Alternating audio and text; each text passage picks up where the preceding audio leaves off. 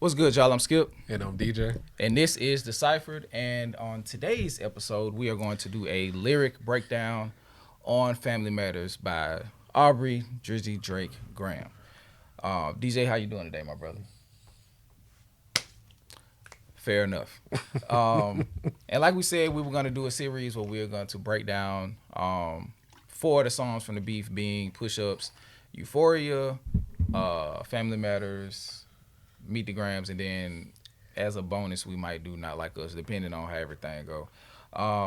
But like I said, today we're gonna do Family Matters. Yeah. And if you're new to the channel, like, comment, share, and subscribe, and tell any of your friends that that's want to get entrenched into the hip hop breakdowns and stuff that we do. If you're already a subscriber and you want more content, as I was saying in the previous video, make sure you join the member section.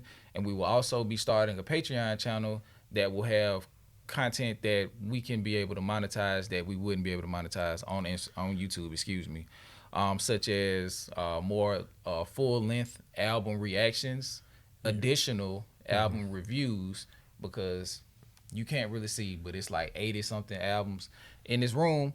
Maybe it's 70 or so that we have not touched as far as a breakdown that we want to get into and share with you guys. But doing this at this level of production, it costs money. So if you do want to support us at that level, there are multiple tiers to the member section, as well as it'll be on Patreon. And if we get a high enough people to join the tier, boom, the highest tier, we will start a podcast that we will probably drop twice a month.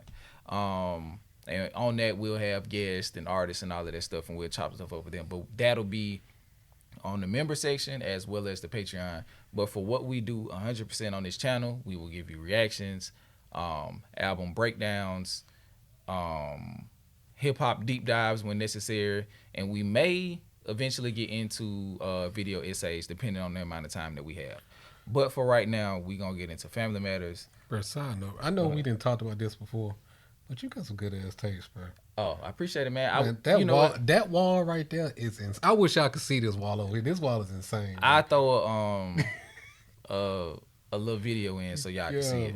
And also we'll eventually do a live and do like an album tour and talk about some of our favorite albums and all of that stuff off the wall. And then I got another side that I need to put up. So, but yeah, for right now, let's get into Family Matters. And DJ, I'm going to let you go first. Just whatever you feel like saying. Well, I do want to kind of bring up a song that I don't know if it was meant to like make waves, but Drake had put out an interlude, or Buried Alive Part 2 interlude, on Instagram the same day that Family Matters dropped. And I think it just kind of went under the rug, under the radar a little bit, because a lot of people didn't know if he was serious or not.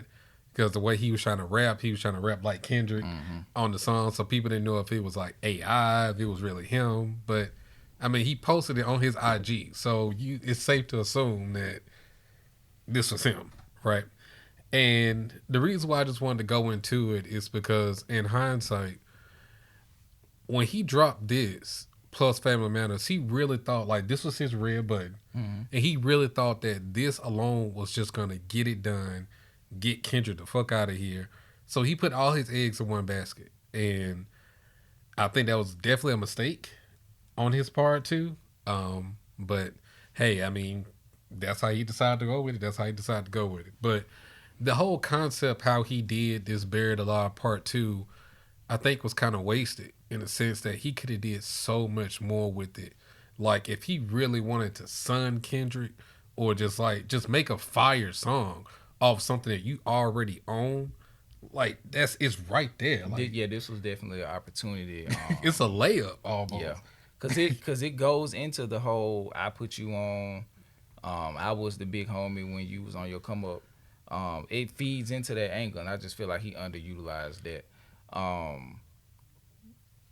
mean, strategy wise, it was a lot of stuff he could have did that he didn't do, but which would have made it a more entertaining and even battle per se. But yeah, I think the time getting sped up by the multiple releases back to back from both of them kind of created a scheduling system where you couldn't if it wasn't already ready, it wasn't gonna get ready. Yeah. Unless you was just living in the studio, and I don't nothing that Drake did in this period led me to believe that he was living in the studio during this time. So no, he said he was going on vacation. Like, I don't think none of this shit was planned in terms of him going back and forth with Kendrick. I just don't think he wasn't prepared for that, even though he took numerous shots at him on For All the Dogs. But I just don't think he expected Kendrick to respond that quickly. So yeah, he was prepared to go chill, lay out, really go on vacation, and like, it's time to rap, nigga. but to your point, like with Family Matters being the nuke, I feel like he thought that it was nothing else going to be required. Yeah. So with that being said, you know what I mean? Of course, if you feel like you already got the battle won, like, why stay in the studio and continue to make stuff that you feel like you won't even need? But luck favors the prepared. So yeah, let's get into this song. The very beginning of the song. If you're using a pine box. Oh yeah. Okay, let's do that one first. Let's do that one first, real quick, and then we'll get into the Family Matters. Buried Alive interlude part 2 or whatever. Yeah. I'm pretty sure like y'all can understand like the references in this verse if you remember the first Buried Alive. But he was like, if you was in a pine box, I would shovel dirt on top. I play this record on repeat, because you always been a bitch to me. If you was in a pine box, I would still be in my spot. For you to make it to the peak, it'd have to be the death of me. The death of me. Mm-hmm. Like, I think that's kind of fire. It's funny. Like I told you before, Drake is a comedian, bro. What I learned from this battle is both of them they're entertainers, period. Yeah, like Drake is hilarious. But I did like how he flipped the Kendrick's version of it. Even in the way he was rapping, it's still kind of in the vein of Kendrick's verse from Buried Alive. Mm-hmm. I just we'll talk about it.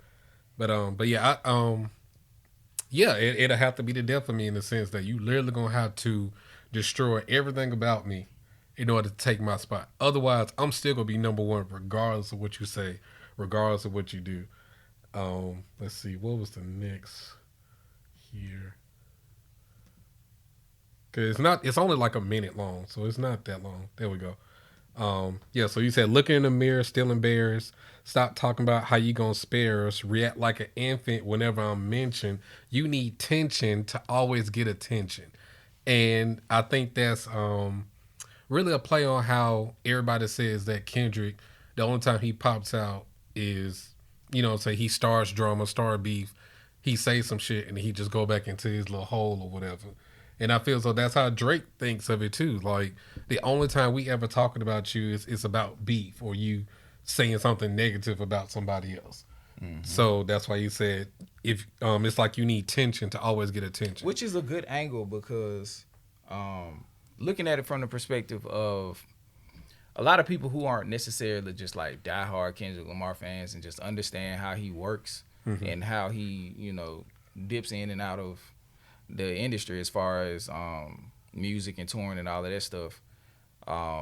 It's a good angle. It's a really good angle, actually, because it's like he didn't have any beef with Good Kid, Mad City. Yeah. He did Control after Good Kid. I can't remember anything that was around To Pimp a Butterfly off the top of my head, but we do know he jumped out on the Hard Part 4 and had a lot of stuff to say, mm-hmm. About a few artists, and he popped out. Did he have smoke on? Previous to Mr. Morale, he did Family Ties and mm-hmm. was Hillbillies before or after? After. So, but that still lends it to us like, okay, he addresses confrontation when he's active, but it's not. He doesn't get active to address confrontation. It's just like, okay, I'm outside, so let me handle everything I got going on before I go back inside. Mm-hmm. And but you can turn the narrative to be like, yeah, every time you come outside, you on some bullshit. Yeah, so it's a good angle. He said, You always say how you want to bury me alive. Jealousy disguised as your motherfucking pride. That's fire to me. That's hard.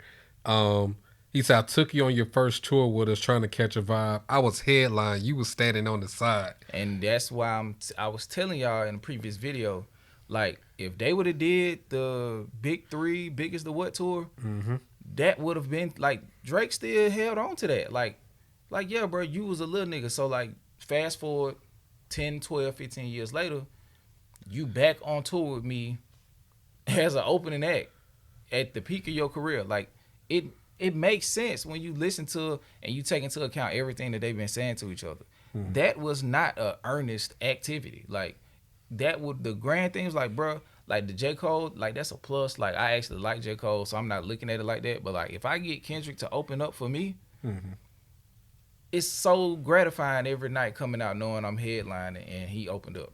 Like, it's nothing he would have been able to say after that. Yeah, you got to be quiet. Like, I done sunned you twice, bro. Like, I mean, he could have came out and they could have rapped about it, but, like, that would have been something he couldn't refute. Yeah, and that's More something. so, yeah. And that's something that all his stands would have been like always doubling back on. Yeah. There's something that they can always use, like a Uno reverse card type shit. Like, they always got that. He needed me to be relevant. Yeah. Yeah, whatever. But yeah, it was a good angle though, for sure. He said, I bought you and the other hoe along for the ride. First time people lined up for your ass. Now you saying two pussy boys getting out of line. Of course, he talking about ASAP and Kendrick at the same time. He really don't like ASAP, bro. I wouldn't either if he took the love of my life and put kids in it. my one great love. I mean, according to Drake, he said he had other hoes better than her. So that's what he said. It don't matter. That's how to hurt, though. Yeah. if you love that, like, you wouldn't still be bringing her up if it wasn't no more lingering emotional attachment. Yeah. So whatever, Drake. He said, you've been hating hard for a very long time. It feel like Twitter ghostwriting your reply. I don't like that. Ironic. Yeah. Ooh, I'm hungry. Go ahead. But I don't like that bar because that's what I feel he did on the Hard Part 6. But that's neither here nor there. Streets out here talking like at least a nigga tried. It's how you felt in 2011 while we wasting time. Dreams come alive. Dreams come true, Crody. That's when you die. And then the song go off right there. So yeah, that ghostwriting is so ironic with the party thing coming out, the Vori reference track coming out, the rumor of the push-ups leak being leaked by the original writer, which it's a rumor, it's alleged. Drake fans, it is alleged.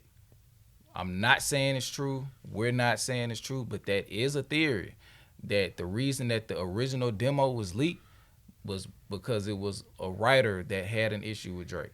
It hasn't been confirmed or substantiated, but somebody in hip-hop has made that assertion. That's all I'm saying. And that's another thing I kind of wanted to address real quick before we actually jump into Family Matters in terms of, like, the shit with the AI and all the ghostwriting. Like, even though it's coming out at a pretty convenient time for the people that don't like Drake.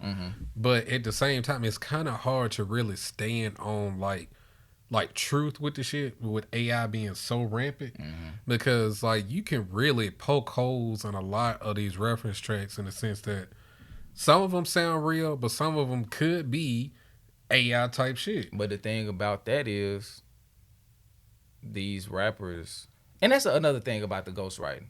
Like the reference tracks that are coming out now, these rappers are credited as writers on these songs. Right. So technically they're not ghost writers.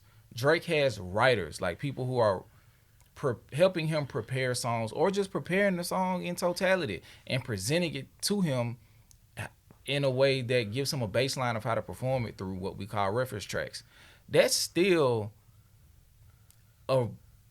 that's still a flag on the play if we talking about hip hop. Like somebody like the hip hop artists that talk to me about ghost writers or having assistants and writers and reference tracks and all that stuff. All you have is your story. So if you're taking other people's story and propagating it for your own profit, just the one who performing it, like there's something to be taken away from your legacy for doing that. And the more we go, the more reference tracks we find. So now a lot of the Drake fans are like, as long as don't none of these timestamp records come out, I'm fine. Which is crazy. You got to think about how much that reduces the rap side of his catalog. If you're only holding on to 12, 14 songs max, and you never know, those might start coming out, and it's just like, you can't keep moving the goalposts like that. You know, and then he said in Family Matters, he was like, the only time you make hits is when Baby King put the pen to it, and then a reference track come out with Kendrick rapping Baby King stuff. So it's just like, it's just so much irony in a lot of the stuff he's saying. But one thing I can say, like, granted, I feel the same way you do in terms of like how reference tracks are used and things like that. But I feel as though it makes it a lot like easier to discredit them with AI being so rampant versus when the Meek Mill beef happened and those reference tracks came out. AI wasn't like it was back then like it is now. So it's way more believable to hear those reference tracks like, oh, no, Drake, you stole, or Drake, you did this, versus now. Like, it's always something to where you can call, like, some type of flag on the play. But the thing about AI now is it's still not as refined. True. So, yeah. Like, when you go back and listen to the AI diss tracks that came out, second listen, you could tell, like, bro, this is AI. Yeah. Like, the vocals clipping, it doesn't sound as, like, the warmth from the vocals don't exist. Like, you can tell it's an AI track for the most part. And mannerisms. Exactly. All this so shit it's like it doesn't come across well. So, but on these reference tracks that's leaking, bro, these sound like authentic tracks. Yeah. Like it's not. Of course, it's not mixed and mastered. Yeah. Of course not, because you're not finna waste that type of money on a reference track. But you can tell these reference tracks. These voices sound natural. It's the flows. Like, bro, these are reference tracks, and it's like slight differences to like, bro, these are especially the Mob Ties one. Like, you can tell that's Vori. That was pretty much Vori's song, I feel, and he just gave it to Drake. Yeah, and that's been a theme throughout his career. You know, not a lot, but some of Drake's more enjoyable songs on his discography, like as far as his albums, like those songs have been gifted or like were written and given to him by another person. We won't go all the way into that, but yeah, like reference tracks, having assistance, like it doesn't take away the fact that you've done what you've done as far as like the music's still the music. Yeah. But your contribution is in question. Yeah. Like Kanye is a great entertainer, Kanye is a great producer, and I put Drake in that same boat. I do too. He's written for other people, but the songs that he writes for other people, they're either pop rap records or they're just straight up pop/R&B records. Like, he's not writing insane level raps for nobody else. And a lot of his more current raps throughout his career, like those ones that actually catch the moment or maybe a step above the moment, like the stuff from If You Reading This or anything past that, like it's been written by somebody else as we find out. Like, you know? if you're reading this if y'all remember the energy that was around, if you're reading this too late, if y'all remember the energy when that shit came out, like Drake had almost like took over the world in like that year that album came out or whatever, because every song was hidden, bro. Because it was the album that everybody wanted Drake to make at that point. And then all the shit with Meek, and it just kind of really stepped on that, bro. Like, it really did. So, I don't know, man. But with the AI shit and the ghostwriting and all that stuff, I just wish, at this point,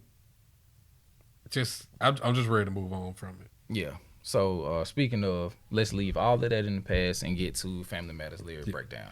He started the song off on some bullshit, directly responding to Kendrick saying, "We don't want to hear you say no more," and immediately responds, "Nigga, I said I know what you mad." It's like a lot of people was joking. How do you feel about him inserting his mom in there like that? It's weird. Yeah, man. And I only say that it's weird because when the conversation that he posted on social media when he was saying that Rick Ross was racist and all this other stuff, it's like, bro, this is weird. Like, just the race thing in general. Yeah. Like, that's what this showed, that there's a weird misunderstanding of racial connectivity and cultural appropriation. And we'll talk about that at a later time, if ever. But that whole part of the beef is just weird because both sides are looking at two completely different points. Yeah. You know what I'm saying? So when he responded like this, it was like on the nose, like a lot of comedians, like Andrew Schultz and I think Lil Duval. It may have been Lil Duval. I can't remember. But it was like multiple comedians. Like, bro, he should just start off the song saying nigga. Yeah. And that's what he did. So it's like, I think there's a combination of like Drake not taking this as seriously as he should have. Yeah.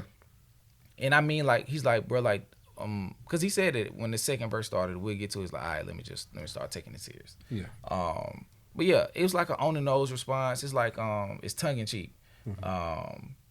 It was like predictable, but it's like you didn't think he would do it. Yeah. It's like, bro, you should. But then when he do it, it's just like, okay. Yeah.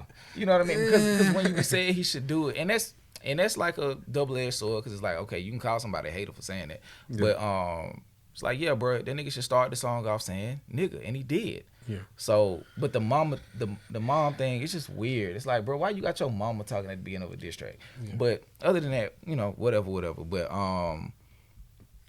yeah, you said nigga, I said I know that you mad. I emptied the clip over friendlier jabs. You mentioned my seed. Now I deal with his dad. I gotta go bad. So when did Kendrick ever mention his son? I don't remember him mentioning his son. He just said I got a son to raise, but I don't think you know nothing about that. Oh, okay. Yeah, you're right. Okay. But and we're not gonna argue about, you know, the particulars. I mean, all of that that shit, was my favorite part of Euphoria. So if I'm looking at you in your face and tell you, nigga, you have no morals, you have no soul, you have no dignity, how can you pass it on to your child? Yeah, I'm gonna take that shit some type of way. So okay, I get it. But at the same time, like, who introduced families? You know what I'm saying? So it's like Whitney. You can't pull victimhood. You know what I mean? And then you can't be the aggressor, and then when somebody respond talking about you got to go bad in response, it's like whatever, bro. But I had wrote a part where it was like it's a two-sided coin with him responding with nigga, because you could see it as a brave response. Like he tell you, hey, don't say it, and he just like, bro, I'm gonna say what I want to say because I'm me. Yeah. But it's also bad in the light of the video leaking that I had never seen prior to this beef start. You know, with him in the car saying the N-word with the hard ER. It just shows a lack of cultural connectivity. So it kind of just like, it makes a lot of the stuff he does cringy. In particular, him saying the N-word right off of that video leaking. And then you look back to the story at Adidon cover with him in blackface. It's just weird. You know what I'm saying? Like, but, regardless of your intentions with the whole blackface, so he said it was supposed to be bringing light to like social injustice in terms of black people and art and all that stuff. But I'm just like, bro, you still look crazy, bro. Like, if you truly understood what blackface meant, like, I wouldn't be jumping to present myself in that light like that. I'm sorry. Yeah. Like, I know you're, in that moment, you're probably a thespian of the arts, but come on, bro. Like, that shit looks insane, bro. And it's just like I could never get that image out my head. It's just the culture, the cultural awareness of it all. And I know we keep saying that, but it's like, if you knew better, you'd do better. Right. You know what I mean? Like, if you really spent a huge amount of your life growing up in America and taking the African American, you would understand culture and understanding like the plight and all of this stuff, you would be well versed enough to be like, nah, this don't feel right. You may not even know how to articulate what exactly you mean by it don't feel right. Yeah. But like, you grab just a normal kid out of America who grew up in an African American community, they're not just gonna jump and wear blackface. Yeah. And that's the part. It's like, it ain't just about being black. It's just like, bro, I'm not. That don't even feel right. Like, I've seen videos with people who aren't black wearing blackface, making fun of black people. So I'm not gonna put on blackface to try to speak up for black people, because that's an oxymoron in itself. I'm not gonna do that. But keep on. That's where you go into the chorus. Drop. I do like the chorus though.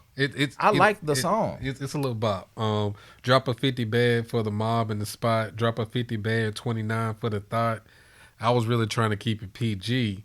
If you had a set, they'd keep your ass a DP, but you civilian gang. In real life, you PC. Now, we not gonna talk about Kendrick's past. Yeah. Because if you're a Kendrick fan, you know. Yeah. So whatever he's shown you is what he wanted you to see. Mm-hmm. Whatever you've seen, it's been made available. Yeah. I'm not advocating for anything, and I'm not here to pull up people past if it's something that they didn't want to be presented. But per Glasses Malone, he said, bro, Kendrick is just a normal person. He has duality like all people do. Yeah. He grew up in Compton, and we're going to leave it there. So we just going to leave it there. But the whole civilian life, gang, UPC, it's just weird coming from And that's the Drake. That's the same angle he took on Taylor Made too. Yeah. Like he never had, or he said, you never had shower shoes. You never stabbed nobody or whatever. Like, Drake, this is just weird coming from you. Like how are you G-checking somebody and you not gangster? Like, if this was coming from, like, if this was the game, and take out the game because I don't want no West Coast versus West Coast, nothing. If this was a reputable street rapper from the East Coast or from the Third Coast, this would be different. But it's like, Drake, you can't say none of this stuff, bro. You can't talk about gangs and be shouting out West Coast reputable gang members. Like it's just it don't come across the same. You know what I mean? It's like, bro, you can't be saying that somebody a civilian and they PC and they ain't never been. It's just weird because it's like, bro, you ain't even been around these type of people. Kendrick grew up in the midst of this, so even if he ain't a gang member, you don't think Cuz talking about in songs where he done had to like squabble up and like getting jumped and stuff in front of his mama, or like the whole Good Kid, Mad City theme. Like if that's based in fact, that enough makes him 10 times more equipped to be able to have this conversation in you. Drake even said on For All the Dogs, he said, I never even really been gangster to now. I live life on the cloud. He said, I live life on the cloud. I've been quiet like a mouse. Like, they was doing what I want. I was doing what they allowed. Wow. Like, and I like that song. Yeah, I like that song. That's probably my favorite song off For All the Dogs, if we being honest. I don't like how people just ignore that song. That is a fire song. Yeah. But Drake, you done admitted too many times you're not about this life, bro. Yeah. Well, about that life, because I ain't about it either. But I've seen it, I've lived it, I've grown up in it. And that's what Kendrick was saying in Euphoria. Like, that life don't make you cool. Yeah. It actually gives a lot of negative emotions and trauma. Yeah. But I came out straight. So that's what it's like, bro. I lived that life to know that it ain't the life for me. With 500,000 open case. Yeah, well, I have, but I failed at both. Somehow I came out straight. You feel me? Like, it don't, like, that don't make you cool, bro. And that's the thing. Like, you glorifying it like it make you cool. No, it makes you remorseful. It makes you have to deal with a lot of post-traumatic survivor's guilt and post-traumatic stress. Like, it puts you in a level of trauma that you spend the rest of your life trying to evade. Yeah. Like, if you really was from that, like really, really from it and have done stuff, like, a lot of those OGs be like, bro, I made the worst mistakes of my life and I'm spending the rest of my life paying for it. Like, don't do what I had to do or what I felt like I had to do. Drake be moving in reverse. Like, people who grew up in that type of environment, they do everything they can to get out away from it. And he running towards it. Yeah, he running towards the shit. I'm just like, okay. He's new. Let's keep going. Man, get the fuck out my point, man. But he said, you know who really banger said my nigga YG. You know who really banger said my nigga Chuck T. You know who even banger said out there is CB. Come on, bro. And nigga Cole loses sleep on this. It ain't me. I like that boy. I do. But it just showed like how he petty, bro. The manipulation factor of the J. Cole. Like, he's so upset with J. Cole because that was a piece that he was using. Yeah. So when J. Cole dropped out, he's mad about that because that was something that he had been. Even if he didn't orchestrate it from the beginning, that's something he started to bank on. Absolutely. Like you said, he wanted J. Cole and Kendrick to take themselves out or beat themselves up enough to where he could come in and just clean up. Because he was never going to go at J. Cole. So it's just like, okay, if J. Cole can tarnish Kendrick a little bit, it won't be as hard for me to like echo those sentiments as a bigger artist and just get him up out of there. But he said, I mean, it's true a nigga slimed me from my AP, just like Metro nigga slimed him for his main squeeze. Metro, y'all gotta like celebrity boxing or something. Y'all gotta do it, bro. If y'all do it like in Saudi Arabia and the civilians don't find out about it and just the rich people pay to see y'all fight, y'all gotta do it, bro. Y'all gotta square up. Him, like, Drake got a box The Weeknd, and he got a box Metro. Yeah. Gotta squabble up. Like, cause he just like he just keep just it ain't even necessary what he doing to Metro. Like it's not necessary, bro. But he got him back with BBL Drizzy, but it wasn't necessary how he was doing him. Yeah, and then Metro's sister coming all out, all crazy talking. It just like, damn, Metro. Like, now these lines, it's more of the double-edged sword. He said, out here begging for attention, nigga, say please. Always rapping like you about to get the slaves freed. You acting like an activist is make believe. Don't even go back to your hood and plant no money trees. You the black messiah wifing up a mixed queen and hit vanilla cream to help out with your self-esteem. The pocket that he was in, I don't know why I keep doing it, but the pocket he was in right there was like he was cooking. Yeah, bro. It just aged like milk. You know what I mean? Like, he was cooking, bro. He was cooking, bro. Like if you go back and watch that reaction, bro, like he was snapping. But it just aged poorly. Like the rapping like you about to get the slaves free. Like when you start to take everything into context, because what Kendrick did in the battle was, and we're gonna get back to the song, he just changed. He turned the narrative on assessing Drake. Everything he said was just up, like to be meticulously looked at. Yeah. So when he say, don't say nigga no more, and then you come out saying nigga, and then he doing the you run to America to imitate heritage, and then you sitting here telling him he rapping like he trying to get the slaves freed and all of this other stuff, and he wifing up a mixed queen. It's just, I don't want to keep saying weird. It's weird, bro. Yeah, but weird. It just doesn't come across well. Like after the first time listening to it, it's just like, ew. You know what I mean? Like,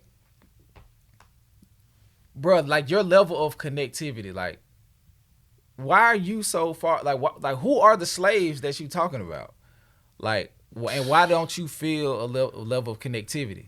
The answer to that question is they not like us. Yeah, plain and simple. Run to Atlanta. And then he said, don't go back to your hood and plant no money trees. That was a fire bar. But it's, especially if you're not a Kendrick Lamar fan. But if you're a Kendrick Lamar fan, you understand that he has been doing that. So, but as far as a beef, when the name of the game is making narratives, creating angles, and leaning on those with witty punchlines and bars, yeah, this is effective. Yeah, that's a nice witty punchline. I liked it. I liked it. But yeah, the whole rapping like you trying to get the slaves free. Like when I first listened to it, I just kind of skimmed past it. But doing my deep dive on it, I'm just like, here we go again. You know what I'm saying? I'm just like, come on, bro. It's like the nerd finally got to get shit off his chest, but he forgot he was a nerd. You know what I mean? So like you calling somebody a nerd while you're a nerd, it's just weird because everything you saying is like backfiring. Yeah. Like it's just, you know what I mean? It's like it doesn't, after the first time it don't hit the same because you able to like take the shock value off of it and just assess it in the way, like based on the way Kendrick framed it. It's just like none of this just hits. None of it hits. But it was good writing nonetheless. Like from On Some Bobby Shit, I Want to Know What Whitney Need, all the way into Dave Freeze. Like all of that is good. Like even to the Shake That Ass for Dave and Shake That Ass from Drake and Shake That Ass for Free. Yeah. Like that was even good. It's just like not that kind of free. I'm talking about my nigga Dave. Yeah, like it's good, bro. Like this is Drake's best offering from because what it was Push Ups, Tailor Made, and that's it. And then Hard Part 6. Yeah. Hard Part 6 is so bad, like it's horrible. But Family Matters is his best contribution to this beef. Yeah. We ain't got to keep going with that. What do you say? Oh, the mini Drake. That was fire. When he called him a Lil K, the mini Drake. Yeah. The bars go over Kenny Head, keep it short. I got to paraphrase. Like, these are good, witty, short jokes. Like, it's like, bro, sometimes you got to rush a nigga in beef, bro. Like, Yeah. because that's what Kendrick was doing in parts of Euphoria. Like exactly. Like, he was just, on your ass. you know what I'm saying? Like, it's good, witty bars, you know what I'm saying? But it's like, okay, we waiting on you to turn up. And then I think after that, I think the beat changed shortly after that. Yeah, the beat switch. And then he gets into Let me stop playing around. Let me take it serious. can't listen to the stick talking falsetto saver for a hip hop nigga. You don't even be at home, dog. You a souvenir at the gift shop, nigga. Like, that was an incredible weekend diss. Like, he was on the like I said in previous videos. Like it was Kendrick, The Weeknd, Metro, then everybody else. A$AP Rocky was like a close fourth, and then everybody else was just getting shots when necessary. Like, I feel as though, like, they beef and tension they've had behind closed doors going back and forth. Who are you speaking about? Drake and Weeknd. Oh, no, yeah. Like, they've been able to, I guess, squash it, but then they come back up, squash it.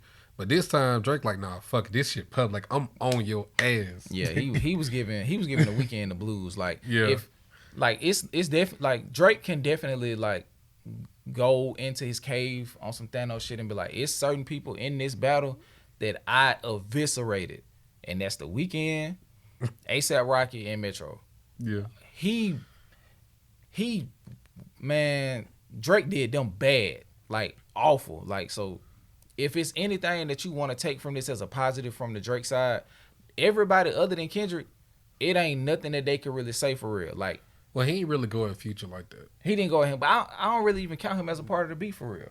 Okay. Like, he served it. Yeah, he just there. Yeah, he was the waiter. Like, he served it, but he didn't chef it up for real. You know what I mean? Like, because truthfully, I mean, yeah, they've had their little spats in the past, but I don't think it's no real issue with Future and Drake. Yeah, it's I think Future, it's just some rap shit. Yeah, it's Metro and Drake. That's the issue. And even on the rap side, it ain't deep enough for them to be beefing. Like, It's like, bro, y'all done hit the same chicks. You know what I mean? I think he get into that like right after this. He was like, as a matter of fact, let's go right into that. He said, where we at? The mini Drake. The lip lock. Yeah, line. still mad about that one whole we ain't even fuck. I just lip lock with her. It's like, hey, bro, just chill, bro. Just chill. I just kissed her a little bit. Why you so sensitive, bro? I know. I mean, bro, if you like her, I mean, my bad, bro. But I just kissed her. I ain't even hit her, bro. And then he go back into dissing Rick Ross. He was like the Ozempic bars about the You ever read that line? I can't. Yeah. Let's see. Oh yeah. He said, "What the fuck?" I heard Rick drop nigga talk about some nose job nigga. Ozempic got a side effect of jealousy, and the doctor never told y'all niggas. And then he say when he dissing Rick Ross, he bringing up the Ozempic got a side effect of the jealousy. And then he said, let a nigga rot like your old job. Yeah. Like, just more of the CO jokes. Like, that's a like, bro, Drake was rapping. I don't want to, I want to say that every time I can throughout the Side note, real quick. Look up Champagne Moments on Apple Music. The cover art for that shit, Rick Ross changed it. That shit is hilarious, bro. I'm gonna check it out. Go look that shit up. That shit funny, bro. But go ahead. What he said? Oh, then he get into a Good Kid, Mad City van, pop the door and let the door slide, and then he said something to The Weeknd about weekend music getting played in all the spots where boys got a little more pride. DJ recently said something about, and they was on your ass in the comments, but he said that it was about Atlanta. Not really. But I get why you said it, because that's like a huge hub for the LGBT community. But this line was strictly for, they played the weekend music predominantly in gay clubs. And that's what he was saying. So he's like, hey, bro, like, and then he go into I said that was a reach. I said that. And I think when you give people the ability to like go off something you said, like, yeah, it might be a reach. They're gonna be like, yeah, nigga, it was a reach, nigga. Okay, it was a reach. That's fine. I knew it was coming. I expected. I'm just saying. When you give somebody the ability to like shoot something you say down, they gonna do it, because it's like, bro, okay, bro, all right, okay, but that's fine. That's fine, bro. Hey, my boy was 98% from the field though. 98%, cuz. All swish, all nets, nigga. But he said he called him. He said, oh yeah. Then he was saying about the Ferraris and all of that stuff, and saying that's all of that is being put in the way to shield the fact that Cash, who was connected to the Weeknd, is a punk, drugged out, scary sissy from the north side. Like, bro, he hate them, bro. Then he said something about Rakim, who is which is A$AP Rocky's full name, saying he was talking about hitting his baby mama. He was like, hey, go back, look at that calendar, and look at who I was hitting in that time, and everything will line up for you in a way that might make your stomach turn. Like, bro, he was making sure he got his lick back with everybody. He said, But he was really shooting at A$AP and Rihanna on For All the Dogs, though. yeah. So, I mean, it's warranted for him to respond. But, yeah, like you said, he still double back on that shit. Yeah, and he called her Fring or whatever he said. Yeah. That's like a supposedly alleged nickname that Drake had for her, which just, as A$AP Rocky hearing this, it's like, yeah, bro, like, nigga, we got a special bond. Like, I had like a pet name for her and everything. And if you ask her right now, she might even tell you still to this day, married and 2 kids deep, to not mess with me. Yeah. That is insane. Like, the mental manipulation that Drake was doing in these songs, like, especially to people like that, it was like an intimate connection somewhere. Like, that type of stuff had you thinking. And that's why the stuff that he was doing to A$AP Rocky, even though it wasn't like a lot of dedicated time, it hurt. And that's why what he did to Metro Boomin hurt so bad. And it's going to stick, because the only way you can really refute any of this shit, you got to ask your girl. But on top of that, Rihanna got to be the one to respond and check this nigga. She got to be the one to do it. And she ain't dropping no music no time. Because he said, hey, bro, like, we don't even know if you dropping no more. The only time you step outside is on some fashion shit. And then when you did drop, it was mid, so we want you to tuck that in. Like, he was really like talking slimy to A$AP Rocky, bro. Yeah. He said, the only time you pop out is when you playing arm candy to Rihanna or you on some model shit, and saying that even the woman you love will tell you to leave me alone. And like we said with Future, he still want to be friends with him, so he's massaging that relationship, basically just saying, hey, like, Leland Wayne is the bad guy. Yeah. Metro Boomin is the bad guy. He got in the way, and he found a way to manipulate you, which is ironic with the J. Cole thing that we was talking about earlier. They find a way to get you into it. And one of my favorite bars from this song, just because how clever it was, he was like, 2 separate albums. Yeah, 2 separate albums. I just did a Kim to it, nigga, skim through it.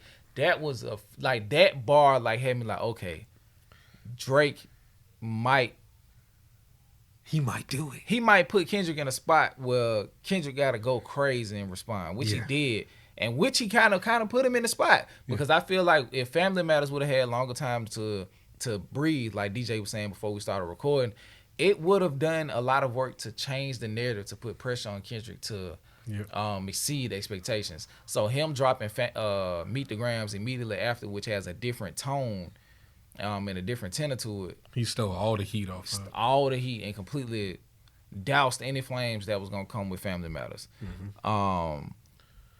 K-Dot shit only hitting hard when Baby King put the pen to it. We talked about that earlier, and the irony in that based off the reference tracks. Ross calling me white boy shit kind of got a ring to it, because all these niggas waving white flags while the whole fucking club sing to it. The irony, they not like us. It's just crazy. Like, a lot of this stuff is just like weirdly prophetic, just not in his favor. Yeah. Like, because I don't recall any song that Drake did in this beef that rung off in the club like that. The first song was Euphoria. They try to play Family. They don't do Family because Family too long. They try to put push-ups in there like that to make it that club song. Like, every time you hear it on the radio, if you hear They Not Like Us, they playing push-ups shortly after. Okay. Or they do push-ups, they playing Not Like Us shortly after. And then, like, you know, when they be playing, like, the club mixes on the radio or whatever, every time when I be riding at night and I hear the club mixes, if not They Not Like Us, push-ups coming shortly after, and vice versa. I guess you got to show respect to both sides. Yeah. But I like this line, too. No, he was really... Okay, I'm putting Rick Ross over A$AP Rocky. as far as the disses. Because he gave him so many that, like, even though the A$AP Rocky stuff stung bad, he gave Rick Ross way more material. And then, truthfully, nobody was really checking for A$AP anyway. So it's just kind of like... He just jumped out with the I hit your baby mama thing. So he was just like, shoot, fly. Yeah, like get the fuck out of here. Like, but yeah, Ross, we would definitely have more interest in what he had to say about Ross. Yeah. Than A$AP. Murder scene on your man tonight, then come to the vigil with the candlelight. Body after effing body. And you know Rick reading my Miranda rights. That's hard. That is fire, bro. That's hard, bro. He was gassing up on this breakdown. I mean, That's on this song, bro. He was gassing up on it. Like, that's hard. Just continuing to lean on the cop thing. Then he said, I'm going on vacation. Something about understanding the price. And then I said this. I made sure I made a note. And I've been saying it, but I want to say it again. Let's be clear. He packed up most of y'all niggas. Like, pretty much everybody except Kendrick. He packed y'all up. Yeah. And then it goes into the third beat switch where he's solely dedicated to Kendrick. Kendrick just opened his mouth. Somebody give him a Grammy right now. Where's your uncle at?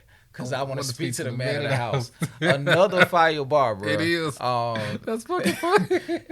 Leaning off of Auntie is a Man from Mr. Morale. That's where that bar comes from if you don't have the context. Yeah. And then basically him having a disdain towards how the Grammy committee looks at Kendrick Lamar, because pretty much I think he's won a Grammy for every album he's done except Good Kid, Mad City that Macklemore won, and nobody really understands how outside of that huge song about representation for the LGBT community. Shout out to y'all.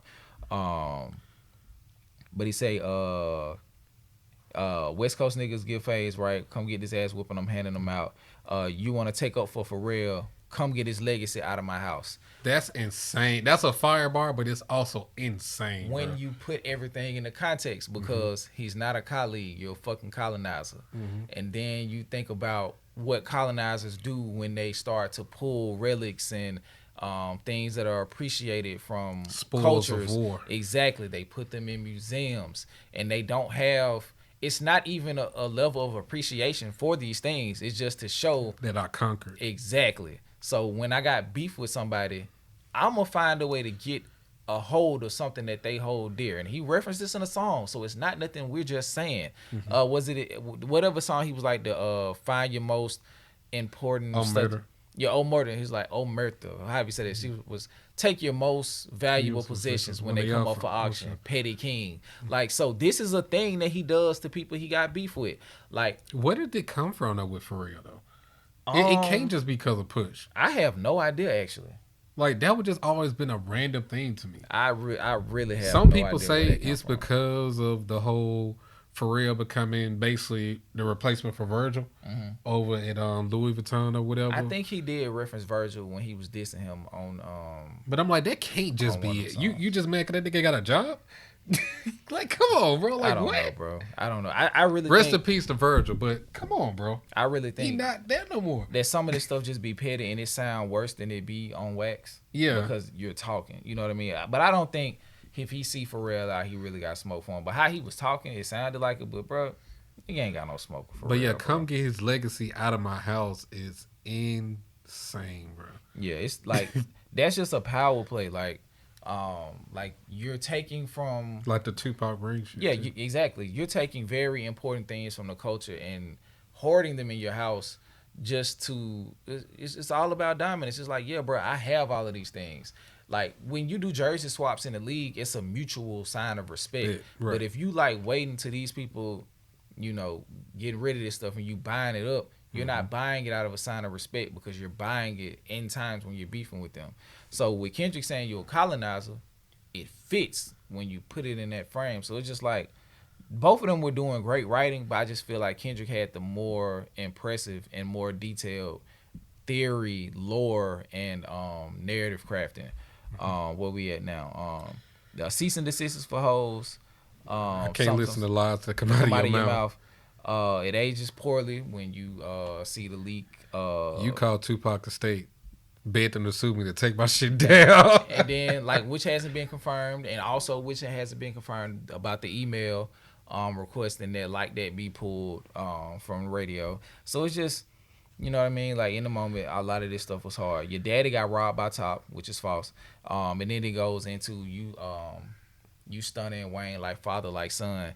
We talked about that previously and how distasteful that was, especially with him having his connection to Young Money, Cash Money. Lil Wayne literally being the person who took time out of his career to put him on. You know what I mean? Like a lot of big artists don't nurture artists the way that Lil Wayne did.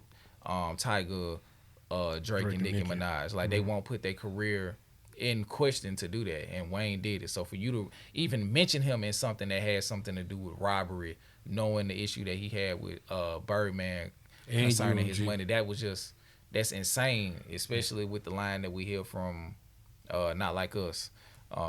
It's just nasty work, bro. Well, yeah, he said you owe Birdman your life. I forgot what he said. Oh, but it was another line I want to talk about. He said, he said, we already know it's a 20v1. We already know why you went number one. And basically just Drake feels so anytime his name is, which could be true in a lot of aspects. But Rick Ross didn't go number one. I know.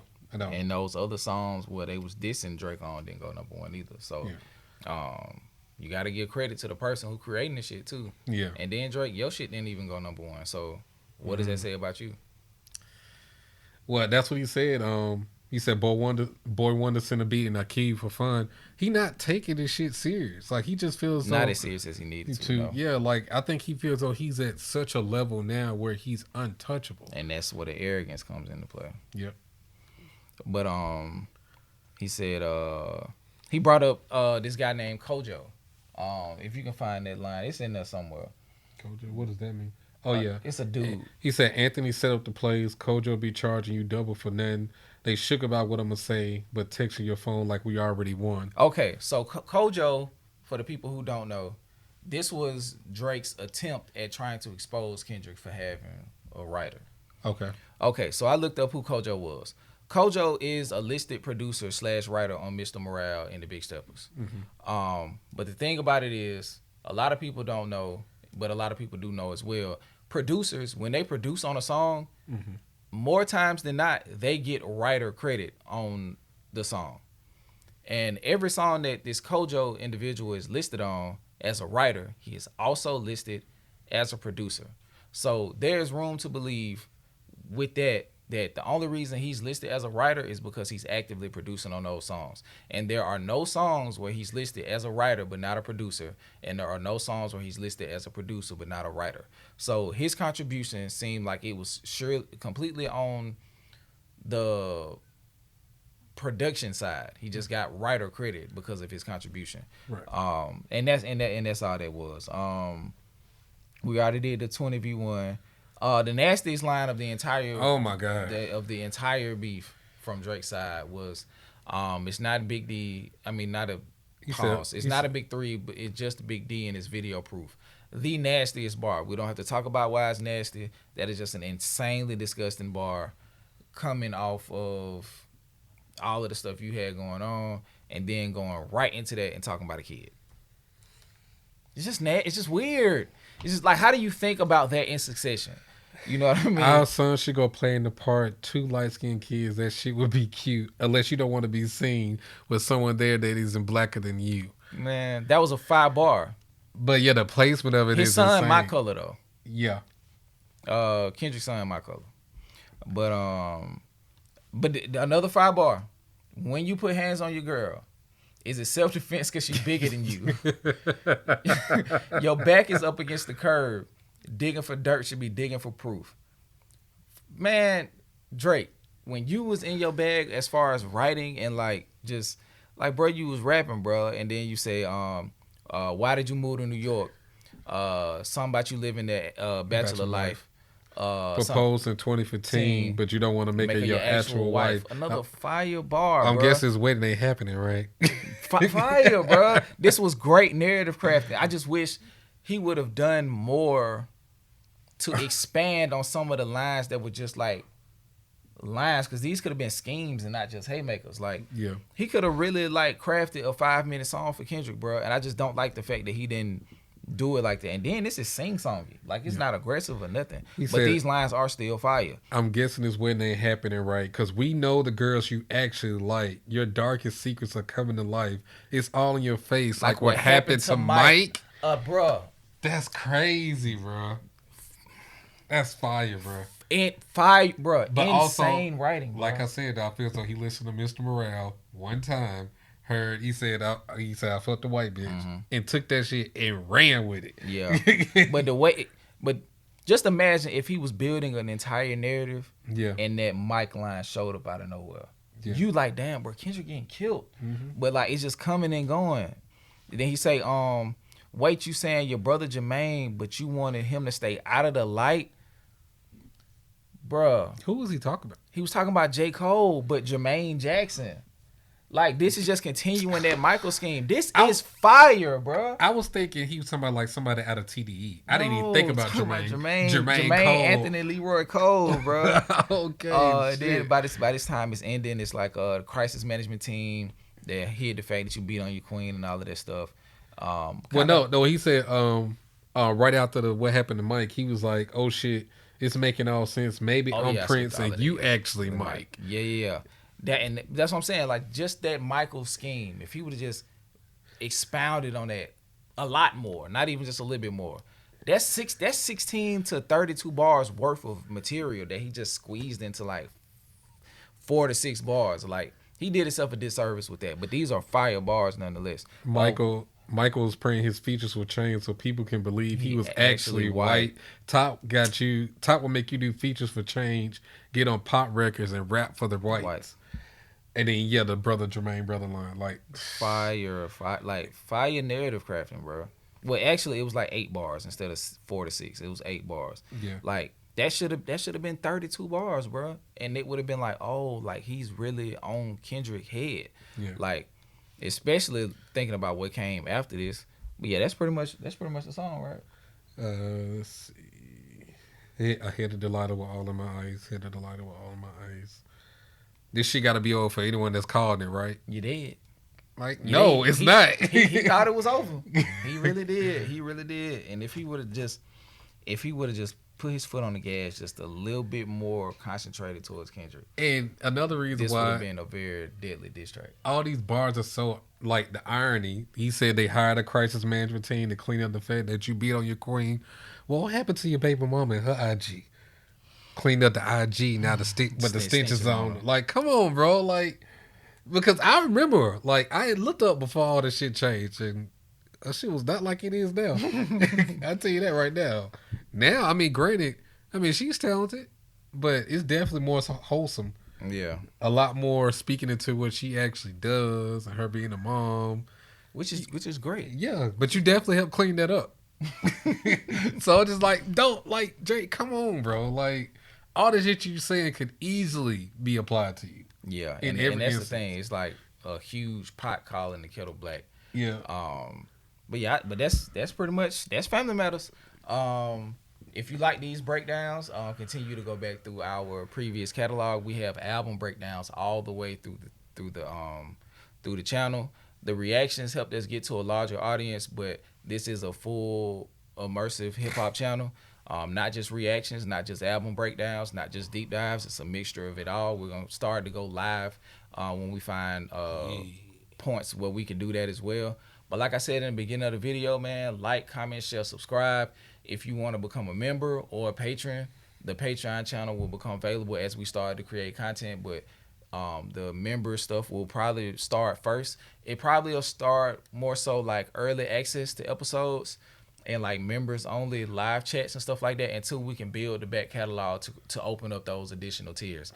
But until then, man, and as far as the content, it will continue with the album breakdowns, continue with reactions. But once we have a full understanding on the type of audience we will have with the members only and Patreon content, we'll continue to do this. And once we get that understanding, we'll start building that content, and we'll probably have a good amount of content to release to y'all in the very near future. But thank y'all for tuning into this episode of DeCypherEd, and until next time, peace.